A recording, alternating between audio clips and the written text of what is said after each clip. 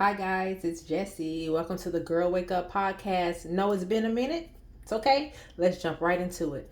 Today, I want to talk about being in miserable relationships.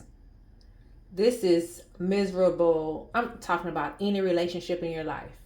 Relationship with your kids, relationship with your lovers, relationships with your friends, relationships with your family members, your aunts, uncles, grandpas, grannies, great grannies, all these aunties, uncles, all these different people.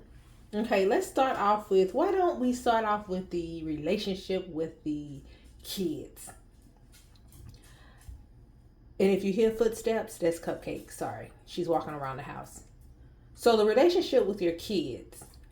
What I'm seeing, because I'm a substitute teacher, so sometimes I go. That's one of my sources of income. I go into these schools. I see these kids.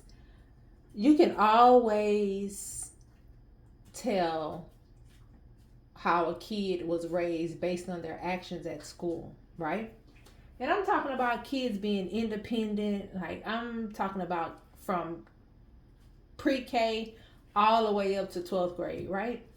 So with the younger kids, I always know who has siblings at home. Like they have other kids, like sisters and brothers.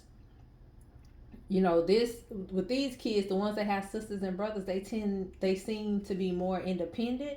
Like they'll go put their backpacks away. They'll grab their water bottles. They'll go sit on their circles during circle time. But the kids that have that's say like they're the only kid, I could tell that mom and dad does everything for them because they'll go, "Oh, I need help. Miss, could you help me put this inside? It's so hard. I can't do it." And I'm like, unzipping your backpack, get your water bottle out. Or they'll have those little backpacks where they can just insert their water bottle on the side and they'll act like it's so difficult. And I'll end up having to help them. And some people say, well, yeah, that's your job. Well, yeah, it's my job. But I could always tell when they don't when they there's only they're the only kid in the house. They everything's done for them.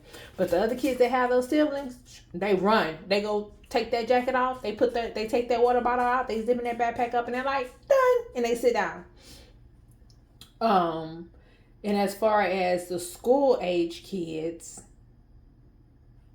you always know like if their parents do everything for them at home because they'll forget things. And I know all kids forget things in the classroom and all of this, but you'll know, and then it trickles down to adulthood.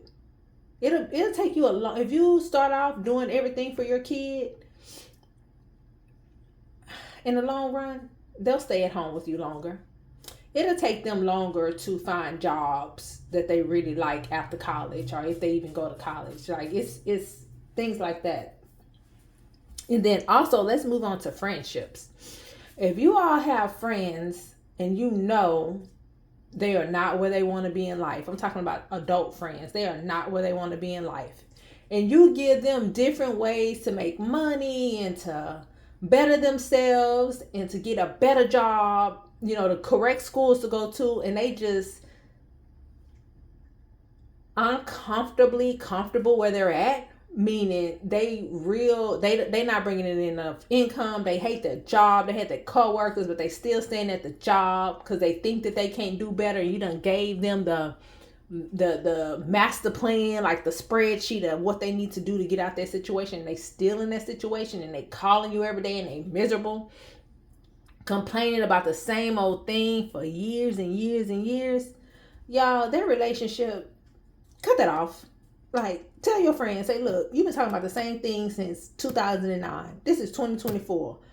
Like, better yourself. I done gave you the game plan. Better yourself or move on. You bringing down my vibrations, my energy, my everything. Let's get to the lovers. Like in a loving relationship with your spouse or your boyfriend, your girlfriend, your significant other, whatever you want to call them. This seems to be the worst. Have you guys ever met a person that was just on living their best lives. They just living out here living their best lives. They ain't worried about nothing. They got enough money in their pocket. They have a good job. They just living their best life. And then one day they meet this person come into their life. They think they in love. They going out. Everything's good. The honeymoon stage is there. Everything is great. They fall in love. Fall in love with the thought of being in love. Fall in love with potential. Whatever they doing. Okay, they don't fell in love. And then all of a sudden, reality sets in on the relationship. Okay, when I say reality, like they're arguing. This person is moody. That person trying to fix whatever's wrong with the other person, and the person that started off being very happy and nice and had everything going for them slowly declines. And when I say decline, I'm talking about their personality, their mood, even your looks will change. You could tell when a person is not happy within their relationship. They just the glow is taken away from them. You know what I mean? They used to be glowing and happy, and all of a sudden they sleeping with the enemy. And they stay in their relationship. They complaining to everybody about the relationship. They will not leave. And then, as such thing as soul ties, you get with a lazy person. You get with them, meaning you start sleeping with them and everything, and they lazy. What you think gonna happen to you? You exchanging that energy with them in the bedroom. What you think gonna happen to you? The same thing gonna happen to you. You're gonna get lazy. No matter how much you try to push yourself, you're gonna be like, oh, I really need to get this, that done. Honey, that little spiritual, that little soul tie that's set in your soul, and next thing you know, you in a downhill spiral, or whatever you call it, downward spiral. Don't let nobody bring y'all down, please. I think I covered all the relationships. Y'all, just stay prayed up. If you like to meditate, stay meditated up. Try to always vibe at a high frequency. And don't let these people bring you down. I said this before. 2024 is cut off season. Whatever don't serve you in your life, guys, y'all need to cut that off. And once you cut it off, it may feel like you're lonely, especially if you're a person that loves to be around friends all the time and down for your family, whatever. But I promise you, your inner child will thank you. You will start vibrating at a higher frequency.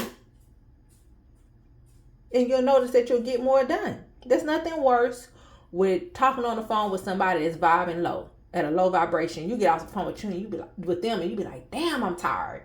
You damn right you're tired. You know why? They just drug you down, all the way down with them. Y'all, cut these people off. Have a good day. Bye-bye.